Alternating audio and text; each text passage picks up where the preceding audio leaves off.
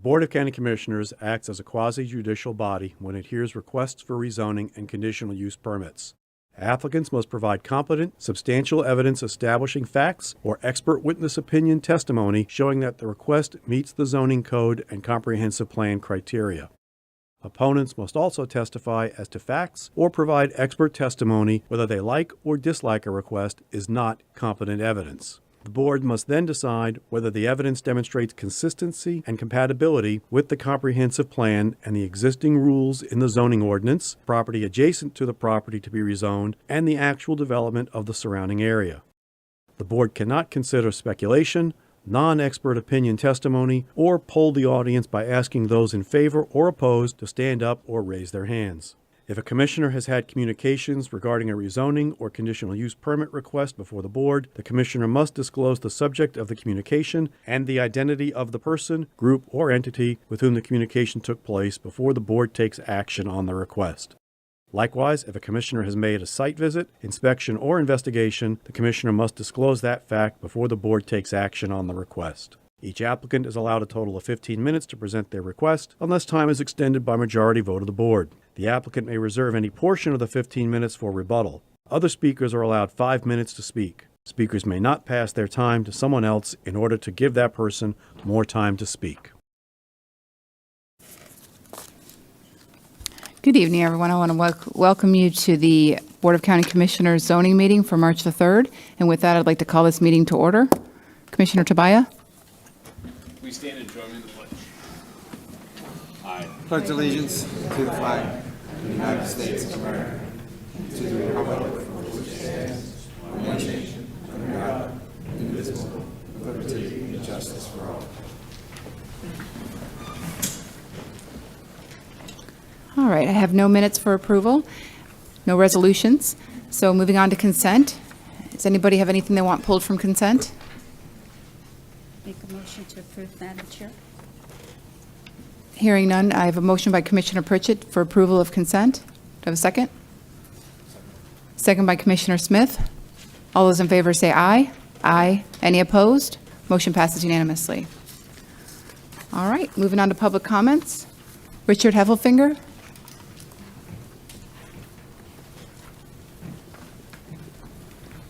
Richard Heffelfinger, 2000 Juniper Drive, Cocoa, Florida, 32926.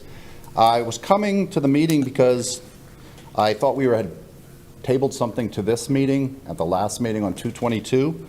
I made some inquiries. I don't think it's on the agenda. I guess I could ask for clarification on why it's not, but it was a result of the 2/22 regular meeting that something occurred that distressed me greatly. A motion was brought forward by Commissioner Tobia to vote on a COC board member removal. Just a little procedural stuff, not the fact that to mention that it was I think everybody kind of realized it was identified as some of a retaliatory response to the previous agenda item, but that the motion that was brought during that meeting was brought during the agenda item that had nothing to do with the current motion. At the same time, it should have been made, someone should have made a call for order of the day because it was out of order. And at the least, I think the motion should have been moved to new business during that meeting. Another point, the process used to discuss the motion was disorderly. I have a recommendation that you find some guidance on how to handle motions fairly and with equity in mind. Number 4, I believe that tabling the motion for the later time was appropriate, although I question why this motion was suggested to be moved to a zoning meeting, which is where we are today. And in my humble opinion, it is not zoning related and therefore is not appropriate in that forum, and I don't see the urgency that made it have to be put in this earlier meeting. And that brings us to today. It is not on the agenda, so I hope no one is going to make a motion somewhere during this meeting to discuss it or vote on it. If the motion is to be moved to the regular meeting on 3/8/22, I hope it has an agenda item allocated for it and it has information linked to the meeting details to include the text of the motion and some rationale for making the motion, as was done as an example under the I-2 during a 2/8/2022 meeting. That's all I have. Thank you. Thank you. All right, moving on to item H1. Thank you, Madam Chair. Item H1 is Brad A. Lange, request to change the zoning classification from BU-1 and RU-2-30 to RU-2-4, application number 21Z00047. It's located in District 2. Move to approve. Okay, I have a card. I'm assuming it's the applicant. I don't think you need to come up if there's a motion. Does anybody have any questions for the applicant? All right, I have a motion by Commissioner Lober for approval, second by Commissioner Tobia. All those in favor say aye. Aye. Aye. Any opposed? Motion passes unanimously. Item H2. Sunil Rajan, Sudhir Rajan, and Suresh Rajan request a small-scale comprehensive plan amendment, 21S.09, to change the future land use designation from NC to CC, application number 21PZ00082, located in District 2. Just for the record, Board, the applicant has provided a concept plan. That concept plan is non-binding and has not been vetted to make sure that it meets our land development code. Thank you. You're welcome. Commissioner Lober? The only concern I have, and if the applicant's here, I think we can make this one pretty brief. Oh, this was Ms. Rezanka one. I apologize. My only concern was with respect to the driveway, that it not be shared with the church, absent the church's permission. Thank you, Commissioner Lober. Kim Rezanka, Lacey Lyons Rezanka, 1290 US 1, Rockledge. I'm here on behalf of the applicant and specifically Nick Rahal, who is the developer of this site. Do you want, I'm sorry, do you want to make a presentation or do you No, want to but answer his question? I just wanted to, on the record, who I was. But to answer Mr. Lober's question, there's a letter in your packet dated February 24th of 2022 from the Diocese of Orlando, and they support the Dunkin' Donuts on the property, but not supportive of a shared driveway between the church. And we don't want to do that either. In fact, FDOT has tentatively approved the driveway as proposed in the concept plan. Ms. Rezanka, can we do a BDP just to say that any shared driveway use would require their permission? Certainly. All right, move to approve with the BDP. I have a motion by Commissioner Lober to approve with the BDP. Is that clear? Okay. Do I have a second? Second. Second by Commissioner Tobia. All those in favor say aye. Aye. Any opposed? Motion passes unanimously. Thank you. H3. Robert Griffith requests to change the zoning classification from RRMH-1 to TR-1, application 21Z0035, located in District 1. Commissioner Pritchett. I'm going to make a motion to approve, ma'am. Second. I have a motion to approve, second by Commissioner Lober. All those in favor say aye. Aye. Aye. Any opposed? Motion passes unanimously. Item H4. Scott Minnick requests to change zoning classification from AU to RR-1, application number 21Z00025, located in District 1. Commissioner Pritchett. I make a motion to approve, ma'am. I have a Second. Motion by Commissioner Pritchett, second by Commissioner Lober. All those in favor say aye. Aye. Any opposed? Motion passes unanimously. Item H5. Lance C. Bonasek requests to change the zoning classification from GU to AUL, application number 21Z00046, located in District 1. Madam Chair, before we go any further, I need to make you aware that in the agenda report, there was an error in the variance request. If you look at paragraph 2, where it says that the acreage of the property is 1.42 acres, it's only 1.08 acres. That was the variance that was granted for the size of the lot. The staff comments is correct. Okay. I'll make a Commissioner Pritchett. Motion to approve, ma'am.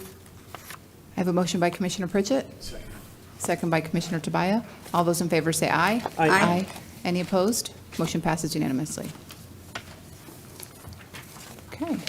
Item H6. Madam Chair, item H6 and H7 are companion applications. I will read them into the record simultaneously. You will have to have separate votes for them. So item H6 is Jackson Family Trust and CB Davis Family Trust requests a small-scale comprehensive plan amendment, 21S.08, to change the future land use designation from NC to CC, application number 21PZ00081, located in District 1. Item H7 is Jackson Family Trust and CB Davis Family Trust requests a change of zoning classification from GU to BU-1, application number 21Z00044, also located in District 1. Thank you. Thank you. I know that's a lot of dialogue. Commissioner Pritchett? I'm going to make a motion to approve, ma'am. I'll second the motion to approve H6. I have a motion to approve by Commissioner Pritchett, second by Commissioner Lober. All those in favor say aye. Aye. Any opposed? Motion passes unanimously. Motion to approve item H7 as well, ma'am. I have a motion to approve H7, second by Commissioner Smith. All those in favor say aye. Aye. Any opposed? Motion passes unanimously.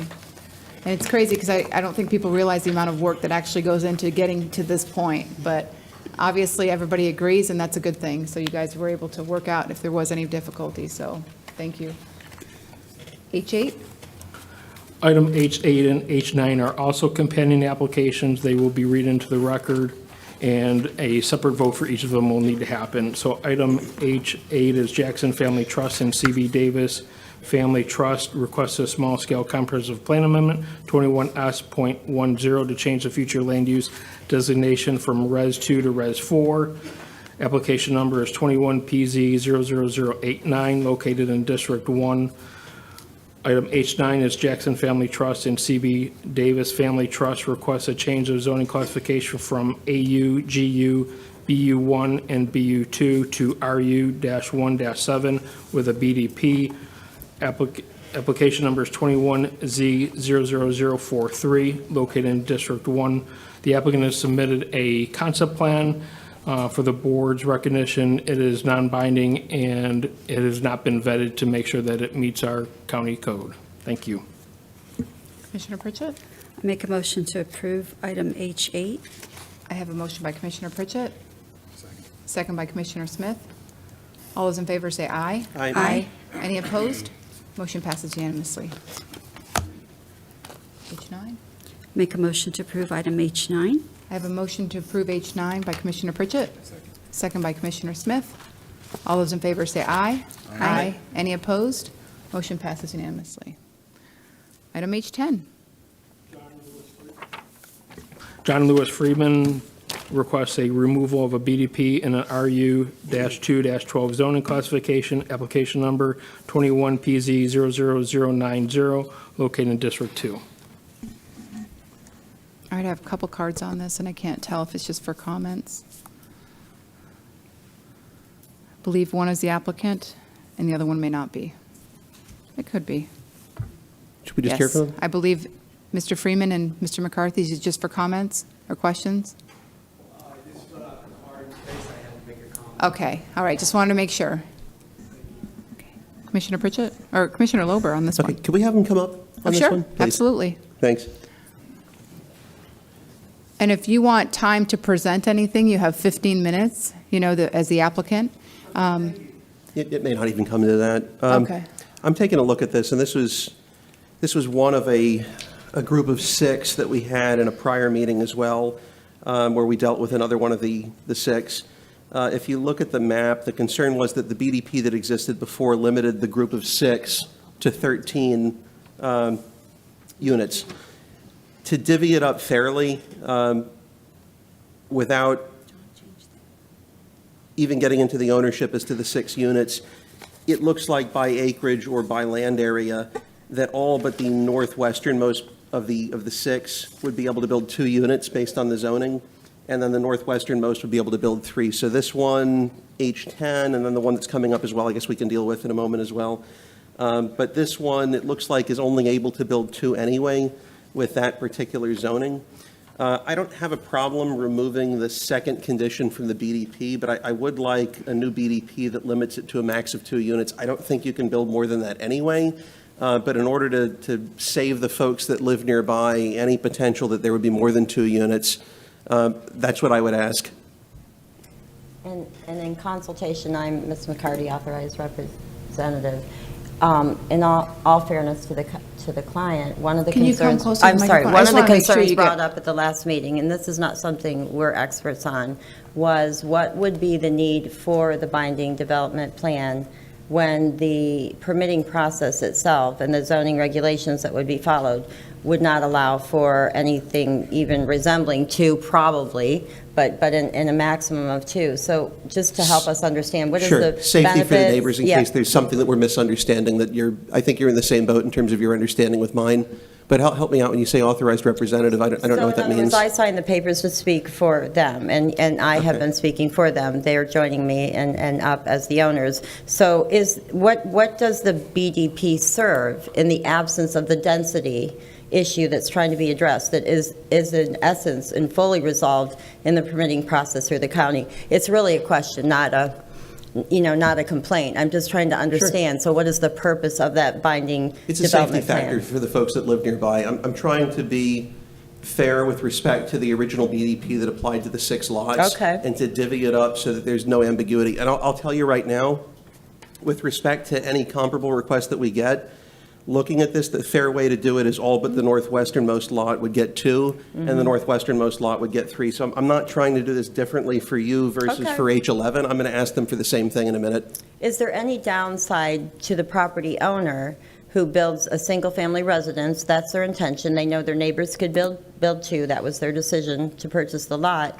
In terms of bureaucracy or red tape permitting when you go to sell, what does that binding development plan do if you're already in compliance with what it is trying to restrict or the conditional use of the property? I'll punt to staff on that one. I was just going to ask staff, I mean, is the binding development plan, and in addition to her question, is the binding development plan necessary? So, okay, the original zoning was approved with a binding development plan that restricted the development of the property to 13 units in luxury townhomes. So the request before you today is to remove that condition and remove this property from that binding development plan. I believe that what Commissioner Lober's concern is once you cut a hole in the pastry, if you will, what happens to the remaining part and what happens to the 13 units. In this particular case, the property has been split.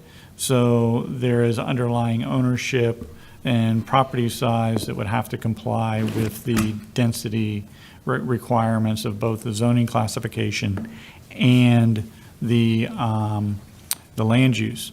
So I think it's a matter of what he's proposing is just a clarification for the other property owners to know that there is the net sum of what's happening is exactly what you had before with or without the binding development plan, and I think it's more of a matter of tracking.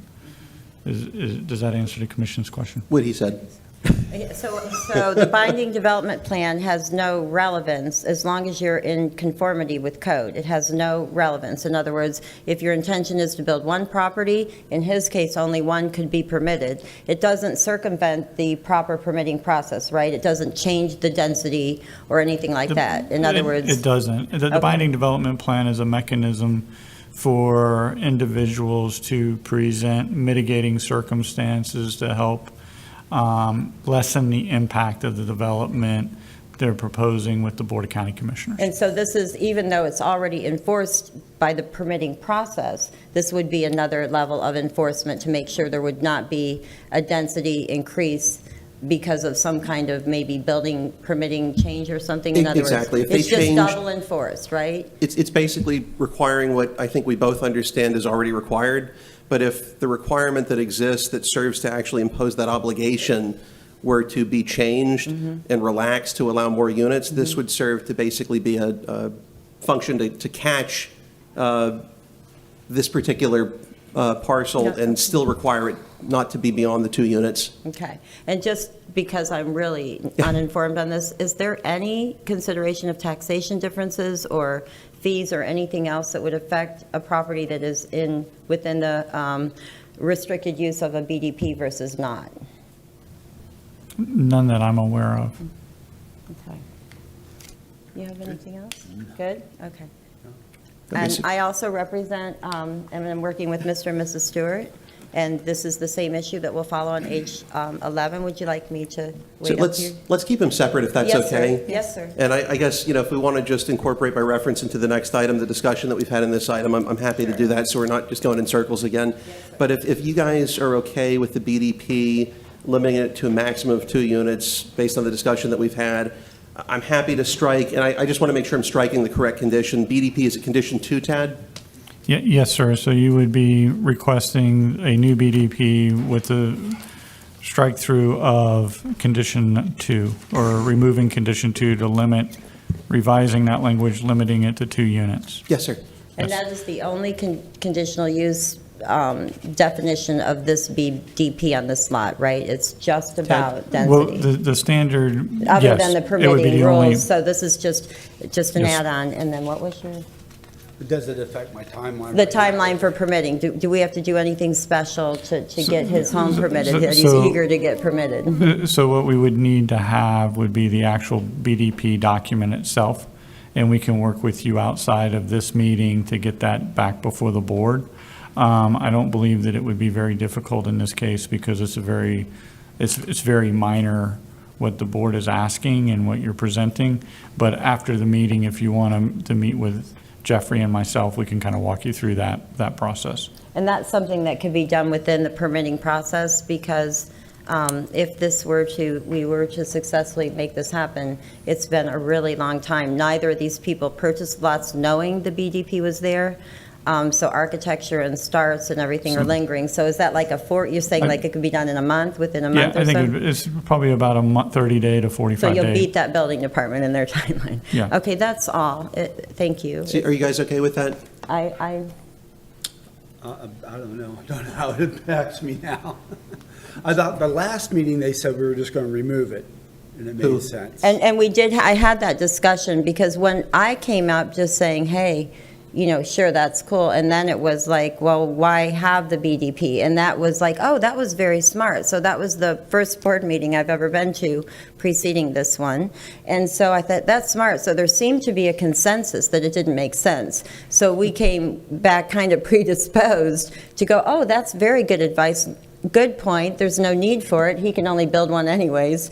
And anything that creates a delay is a problem. These people really have been compromised, and to the degree that maybe there was even a misrepresentation on behalf of the seller. So we're not pursuing that. We just want to move forward. So again, I think I can see like the real final call is really they want the BDP removed, and a lot of that comes from the last meeting, in which we, including myself, learning from all of you, including how to use a microphone, to have it removed, because it just is a scary word, and then there's another document, and there doesn't seem to be anything that protects it more than the building regulations themselves, not to mention we literally have architecture and drawings, and these are going to be beautiful custom homes. Well, as far as them not understanding that it was there, I apologize, but that's one of the No, things that's that not- comes yeah. with due diligence. And Right, I, right. I bought land, I bought property before, and it's one of those things, if I miss something, it's not this board's doing that Right. took place. I was just doing a little, kind of journey to let you know anything that the Sure. time. I was just expressing the time thing. It did create And some I- time issues that we didn't know about. Yeah, realistically, and I don't have a problem if staff wants to put it, or if the commission wants to put it on the soonest possible agenda, even if it's not a zoning meeting, just to get this thing rolling a little quicker. Tad, what do you think the real turnaround would be if you guys were to expedite it, just to get this done? I think that we could probably get it done in a 30 to 45-day timeframe, but a lot depends on them executing the documents and who has the authority to execute the documents, as far as if there's a mortgage or something like that. Are you able to- associated with the property? Are you able to allow them to submit what they otherwise would submit to keep that rolling during the meanwhile? I know it's just a month, but at the same time, I believe that we probably have some flexibility to help them That may with be the their answer. timeframes. yeah, if you're going to submit what you're going to submit, if the BDP is going and your other process is going as it ordinarily would, I don't know that this is going to add any time to it.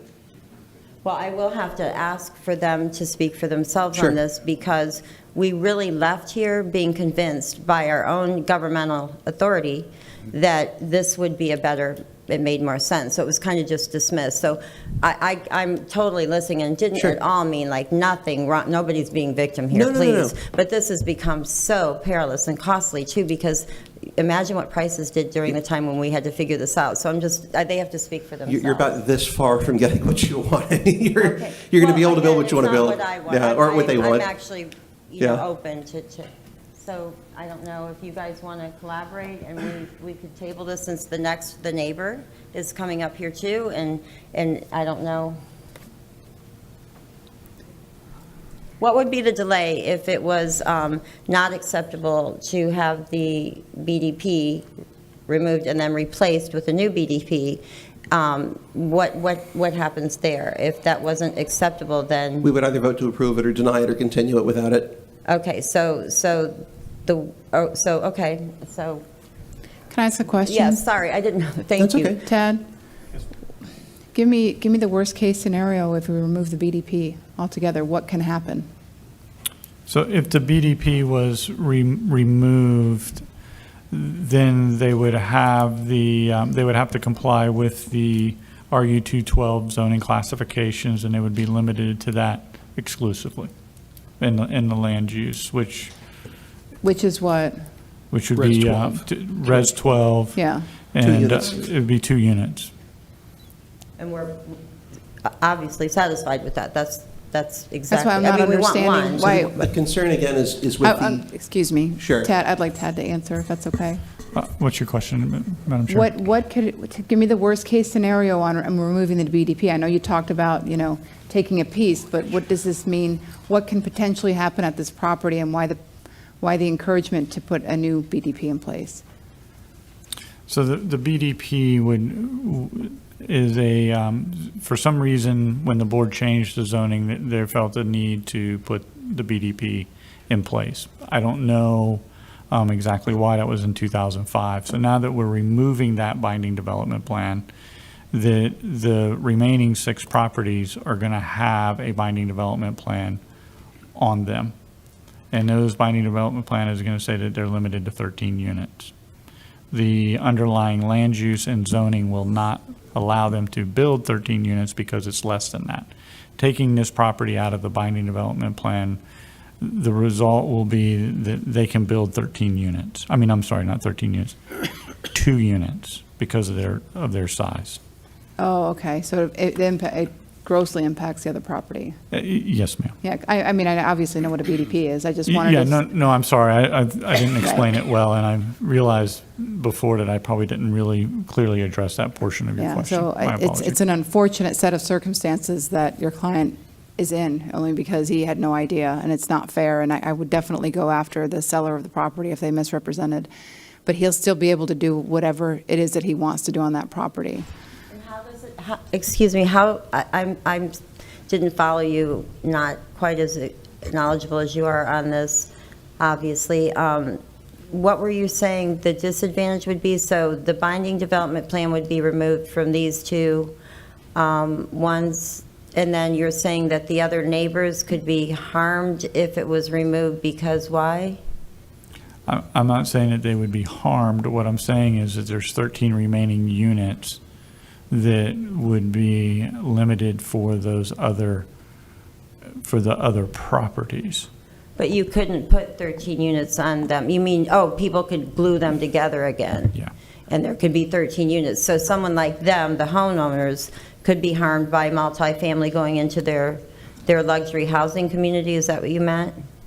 They would be, I guess, in a way, yes, but they would be limited to the zoning classification that they're constructing. So I can't. So that's what we're asking for. Can we just not limit ourselves to the zoning classification and the building regulations? No, you have to be limited to the zoning classification Right. and the building regulations. Right. So then removing it, what is the downside to our community? That matters. I mean, I want to understand. So if this comes up again, that was the best question, by the way. Like, what's that downside? I just wanted to make sure I understood that.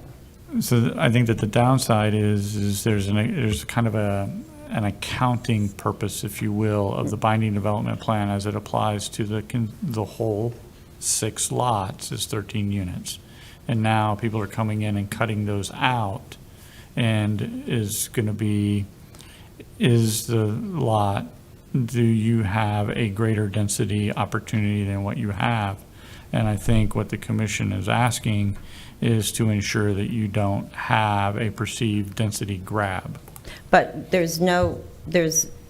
first of all, anyone that would even go buy these lots would not be concerned about two properties. That's irrelevant. I know that's not the law. But really, the persons that could be more concerned would be these guys, because there's 6 lots, 3 of which are individually owned now.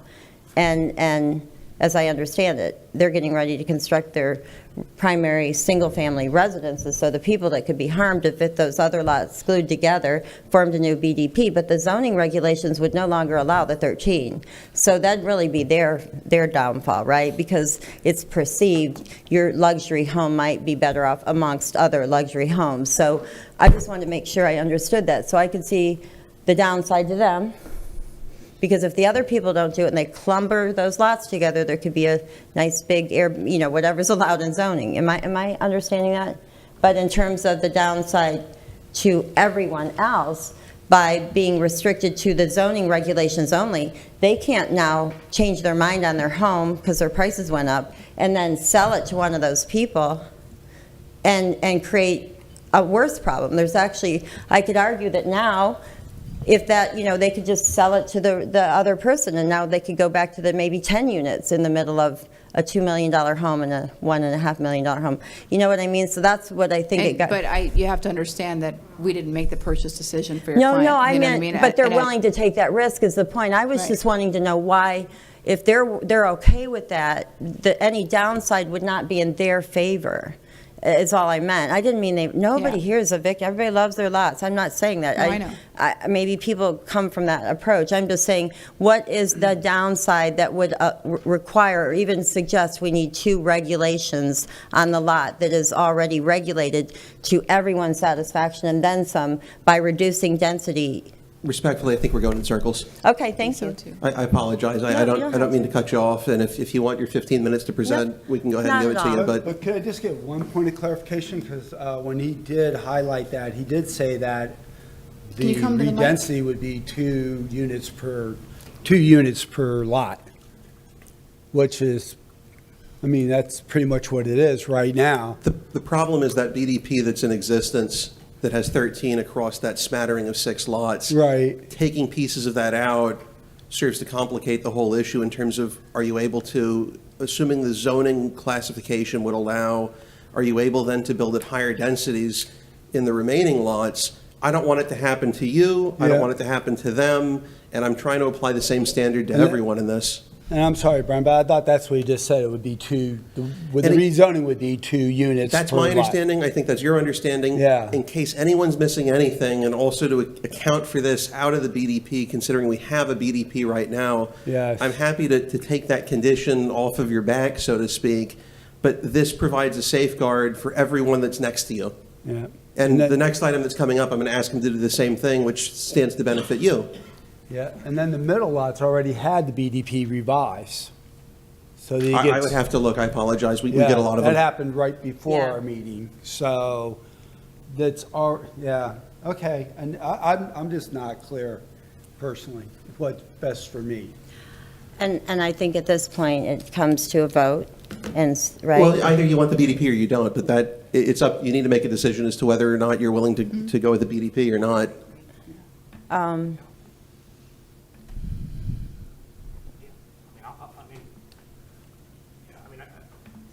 I'm not on this action, so I don't want to speak. So I guess we're asking for the BDP to be removed, and if the vote is against that, then it would be there. We're not right? going to have it go down and then reconsider. Okay, I I'm not don't gonna know how do that works. It was a question. Yeah. I'm sorry. No, and I'm just trying to help everyone get through this. Pardon? Okay, agreed. They'll do the new BDP. Okay, so They will? Okay. my motion in that case will be to strike, and please double check this on for me, Tad and Jeff, if you would. I want to make sure it's condition 2 that we're all looking at, so there's no mistake and complication for anyone. We'll strike condition 2, and the new BDP will have a max of 2 units on this particular parcel. Is that correct? It is condition 2 that you want to affect. Okay, and that's your understanding as well? Yes, and that you will work with us on the paperwork, understanding you have a million I things have to the do. smallest parcel, I can't have 2 units. I don't know if that matters, but Okay, so that's the motion. So it'll be subject to the BDP. All right, I have a motion by Commissioner Lober. Clear for the court? Our clerk? Sorry, guys. Second by Commissioner Pritchett. All those in favor say aye. Aye. Aye. Any opposed? Motion passes unanimously. Thank you. Thank you both. All right, item H11. Michael R. and Melena C. Stewart request a removal of a BDP in the RU2-12 zoning classification, application number 21PZ00091, located in District 2. So if we could just get you on the microphone, so we're all on the same page. If you're good with that, I can make this really quick and easy for you. No, absolutely. I appreciate it, Mr. Lober. Yes, sir. The only the comment I would have, and this may be moot at this point, is to refer back to the minutes from the February 14th Planning and Zoning Board meeting where Mr. Bruce Moya made a motion to strike this mention of adding a PDP. And I think there's some logic there to his comments, and I have them printed if you don't have them in the minutes. But, and again, this may be moot, but I would prefer not to have the BDP because we've just been through, hell and back on this whole process, and I know that's my fault, not yours, but if there's any empathy you could have on this. I just have to treat everyone the same, and this essentially is, other than being next door, essentially, this is the same as the prior one. And I think that the point that I would just reiterate to you before I make a motion here, assuming we're on the same page, is if staff is flexible enough that they'll go ahead and accept everything that you'd otherwise be submitting anyway while you're dealing with the BDP process, which ought to be trivial in the scheme of most BDPs, because this is essentially restricting you to something that I believe and you believe you're already restricted to doing. I don't know that this is, even if it takes 30 or 45 days, if they're still processing everything else at the same time, it may not delay you a minute. Sure. Okay. And the other, I guess and I appreciate the clarity there. The other Yes, concern sir. I have is, I guess from a cost perspective, is I understand this would have to come back before the board and there'd be additional fees. Or can you outline what the I don't know if cost of there's this, a an additional fee, is BDP there, will be? The only fee would be the recording fee of the BDP document Okay, with do you know the clerk of the what court. that is, or- I don't, but I think it's pretty nominal. There's no Okay. administrative or staff fee or application Okay. fee Well, for any that. consideration to waive those fees, given what we've been through, would be much appreciated. $10. If I have cash in my pocket, I'll give it to you right now. Wonderful. I'll check, seriously. Okay, that'll I cover agree- it. I'll I give them agree. 10. If I have a 20, Okay. you guys can rip it in half and split it. Perfect. So if you're good with the BDP, Yeah. I'm fine with it. I'm actually really looking to see if I have cash. It's okay. No, take we're check? really just trying to make this area really, we're going to put a very wonderful house on this. I know this is your district, in fact, so, we'll have a nice house around the corner. Okay, I'll buy you a beverage of your Yes, choice you if come you over see and me have a in beer a with us, restaurant. Is okay. that fair? Yes, All fair. right, Yep. I'll do that for the prior folks as well. Okay. I'll go ahead, if you're good with the BDP. Yes, sir. I'll go ahead, same conditions as the prior item, but obviously with respect to the legal description of the property, we're just dealing with H11 now. Okay. Is that good enough, or do we need a little more clarity, Abby? I believe it's the condition 2 as well, so it'll be the same modifications like the prior applicant. It's basically a ditto motion. Okay, I have a motion by Commissioner Lober. So I have a second by Commissioner Smith. And before I call, I actually agree with you, but I don't think the votes are here, so there's no sense fighting with the district commissioner on this item. And never take money from a politician, please. All right. All those in favor say aye. Aye. Any opposed? Motion passes unanimously. Thank you. All right. I don't have any unfinished business or new business, so moving to public comments. Robert Klimkowski.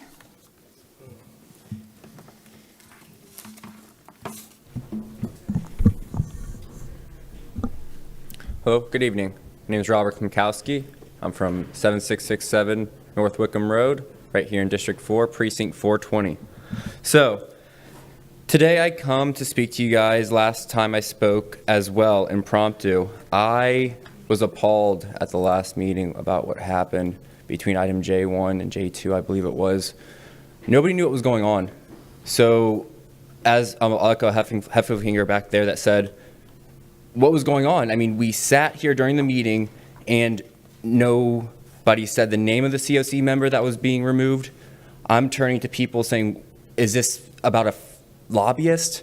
And then finally, I believe it was the co-chair that said it was Ms. Hodges that was being removed. So with that, I'm asking for anybody that's on the COC to be reviewed, and you guys weigh the possible removal of anybody that might have a conflict of interest serving on the Save Our Indian River Lagoon Citizen Oversight Committee.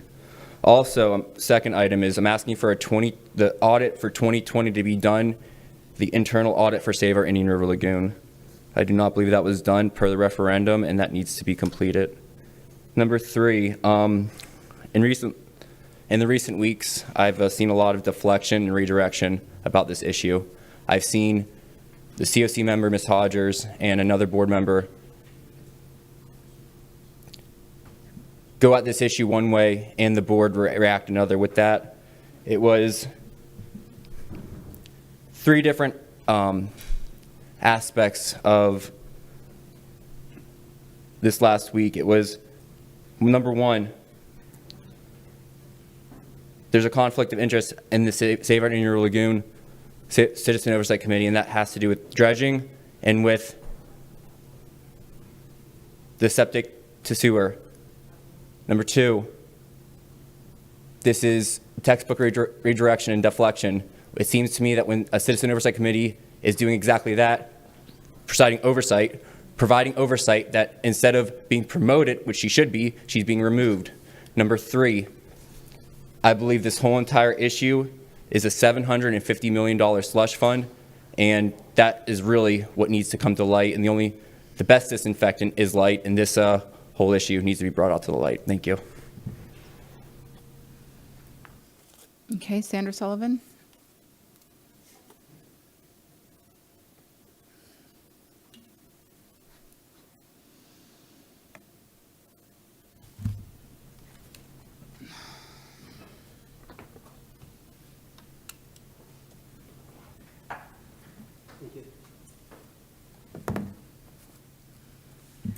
Sandra Sullivan, South Patrick Shores.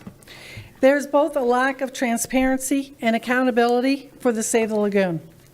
The optics are not good for public trusting the oversight. Don't burn our trust on the Indian River, Matt Reed wrote in 2016. All we can do is trust these people for every good step one Florida politician has made recently. Another has done something that shakes the trust.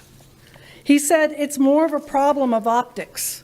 The people in charge must act better if they want our votes and tax dollars to see this cleanup through. We, the people of Brevard, have a problem with optics now.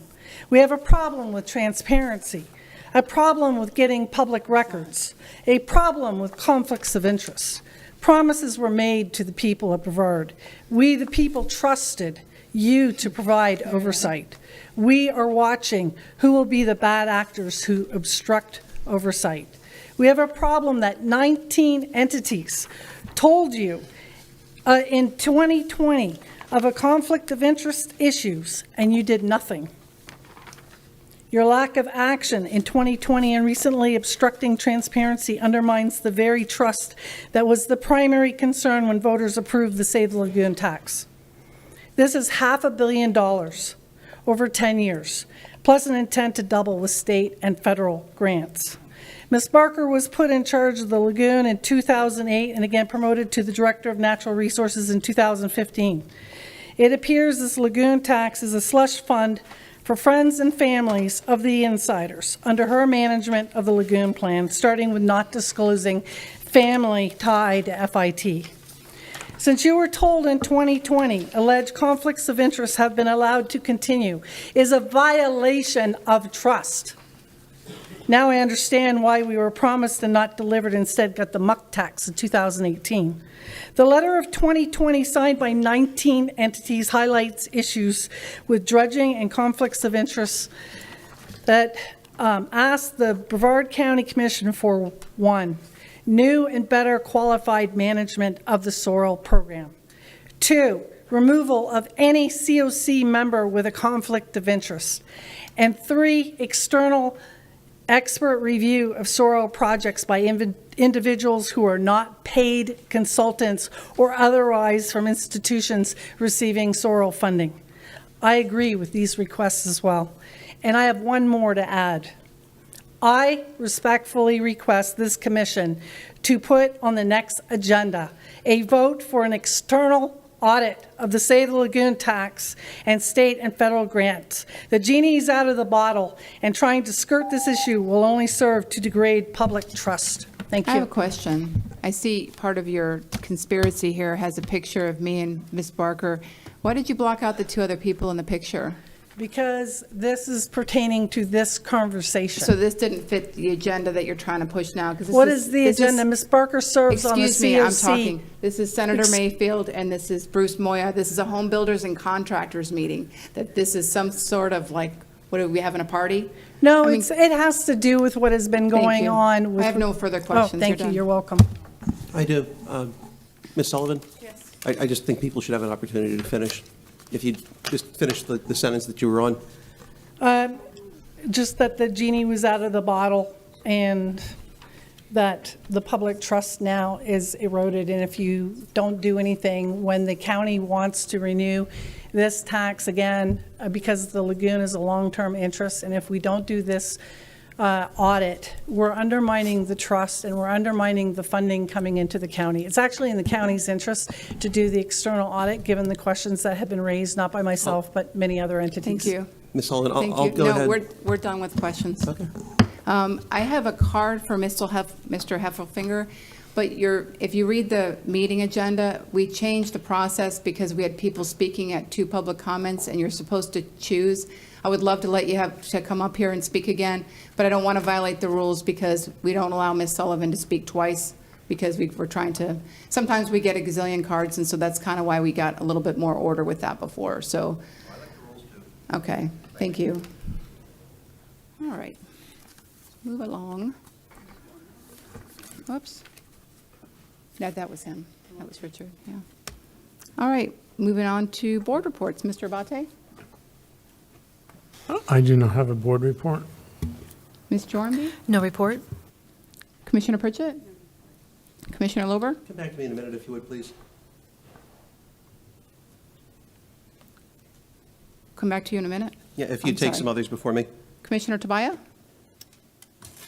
Thank you, Madam Chair. And this is merely a technical issue, so this is not getting into any specifics but it unfortunately does deal with much of the P card situation going on. But again, it's just a technical issue, and it's dealing with BCC policy number 47, the one that was unanimously passed. Directive 2B4 says Brevard County Purchasing Card monthly reconciliation reports for Commission Office shall be included on the Brevard County Board of County Commissioners agenda in the bill folder. It looks as though, based on this next agenda, that we're putting this on consent.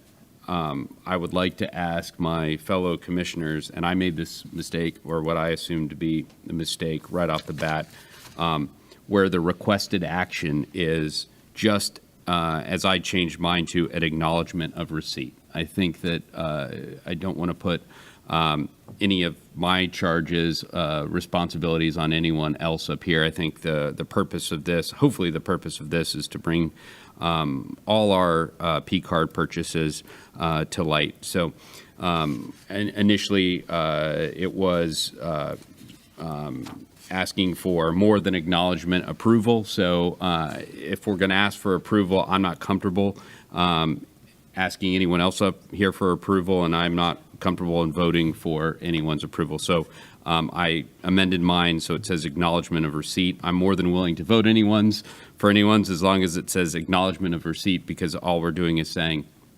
that we've had access to see it, not necessarily that we approve. If that's the case, more than willing to do that, but I'd like that to be done further down and not actually on consent. So that is a request as we go forward. Under the requested action, just put down acknowledgement of receipt, and you'd have my full support. Okay, and maybe that we agendize that item as an acknowledgement of receipt as well, so it's pretty clear to the Yeah, public as well. Madam Chair, this was our first go at things, and, Right. and we're just trying to, keep everything straight. And if you want approval, by all means, leave it that. I'm just not willing to put that, anyone else in that position for what I put up there, and I certainly want to do that, don't want to do that for anyone else. So it's just a request. I don't want to surprise anyone at this upcoming meeting and pull it and do it that way. So I'd rather just, air my opinion here ahead of time. Thank you, Madam Chair. Commissioner Lober? So do you want to, I'm trying to understand, because are you trying to put that on for this coming meeting, or you want to put it on consent for the next meeting? I'm just trying to understand the schedule. Madam Chair? Yes. Well, the board policy 47, this is the one that we passed. This says all P cards prospectively would be brought to the board. It looks as though that based on the agenda that just was put out, this is on consent. So we're uniformly voting for this. My question, not my question, my statement is, I only feel comfortable for voting for an acknowledgement of receipt, that I've seen it. I do not feel comfortable voting for yours or anyone else's up here that I approve of that. I don't think that's my role as a commissioner. I think that's probably the clerk's role and the public to be able to see that and then judge those purchases. I'm on board with you with that, but I'm just trying to understand, because I've not heard a motion now. Are you going to make a motion, or are you planning on making a motion at the next meeting? Because I have no issue with it. I just don't understand what mechanism you're going to put in place to effectuate what you're suggesting. I'll second it if you want to make a motion. Madam Chair, I'm not making a motion. I'm just telling you, unless it says only acknowledgement of receipt or something of that nature, I'm not comfortable voting. I'm not comfortable voting for it. So you're welcome to put whatever you want, but unless yours or anyone else says something other than just acknowledgement of receipt, I'm going to vote in the negative for it. Mine on F16 simply says acknowledgement of receipt. So should you decide to vote for it, you're not voting for my purchases. You're just voting that you have had access to the purchases. So for instance, you are not liable for any of the purchases that I've made. You're only saying that you have seen the purchases that have been put forth in front of the public as well as on the agenda. That's all I'm at. That's you can do whatever the heck you want, but I'm just asking on the requested action, when we vote on consent, all it says is acknowledgement, not approval. Okay, so just to be clear, there is no motion today, though. You do whatever you want. I'm just telling you in the future, I'm only going to vote for things that say acknowledgement. I got you. I think we're on the same page. I appreciate it. Commissioner Pritchett? Commissioner Tobia, very good catch, sir. So I guess we can just move it into a different area that we're just acknowledging it, and that's perfect. It's really smart, good catch. Just want to bring up with going through this process, I've been talking to them. I might bring back another idea of doing the same thing with our purchase orders later, that whatever we do, we'll go into the same kind of system. So just good catch, sir. Okay. Commissioner Smith? Thank you, Madam Chair. I take issue with some of the comments that were made at the end of the meeting, because I'm part of the public, and I trust the process. I've been involved in this since the beginning. Myself, Virginia Barker, Jim Barfield, we marched up and down this county, and we gave people the pros and cons of this tax, and we left it up to them. We didn't tell them that they should vote for it. We didn't tell them they shouldn't vote for them. And one of the key things that we heard at all those meetings, well, how do we know that if we vote for this tax, that you, and I'm paraphrasing here, you rascally politicians aren't going to subvert the funds and do pet projects, et cetera, et cetera. So that's where the idea for the Citizens Oversight Committee came from. So we have a group of people, and I don't remember how many are on the Citizens Oversight Committee, but I've read where somebody said something to the tune of, well, they're not oversight, they're lapdogs for the commissioners. Well, I take issue with that as well, because I don't influence them. I don't call them on the phone. I take what they say and I listen to it, and sometimes I agree with it, and sometimes I don't. So we have the Citizens Oversight Committee. They give their advice and thoughts after they get direction from the Director of Natural Resources. So now there's two different entities. And then it comes to the final authority, which is us. We're the commissioners. We make the final decision. We take everything that's been heard by the Citizens Oversight Committee, the opinions of our Director of Natural Resources, and then we make the final decision. So that means there's three different groups with lots of different eyes, and for anybody to step up here with a straight face and say that there's some kind of conspiracy, well, you can guess how absurd I think that is. So I just wanted to point that out. I'm a member of the public, and I trust the process. And I can tell you, I will give you an update on my river right in front of my house. I have seagrass growing in front of my house now. I haven't seen seagrass, and I can't tell you how long. And the water is very clear. It's not crystal clear, but I can see the bottom. And that wasn't the case 5 and 6 years ago. So that's my perspective. Commissioner Lober? I'll go ahead and pass. All right, I don't have anything on the, to speak of. I would just say, you know, if everybody took pictures of us at events, I remember running into Miss Sullivan at a Republican Liberty Caucus event after you'd been to this chambers for at least a year, and you thought it was Debbie Mayfield, so I thought that was interesting. But I'll never apologize for the people that I socialize with. I socialize being in politics for as many years as I have. I've come to know a lot of really great people, but, you know, some grand conspiracy, I realize, sounds very exciting, but it actually has to be true. So with that, I'll call this meeting adjourned. The opinions expressed by any member of the public during any period of public comment do not necessarily reflect the views or opinions of the Board of County Commissioners of Brevard County, Florida, Space Coast Government Television, or the program sponsor, and are solely those of the presenter. The Board of County Commissioners of Brevard County, Florida, Space Coast Government Television, and the program sponsor hereby expressly disclaim any and all responsibility or liability for any defamatory or slanderous statements expressed by any member of the public during any such period.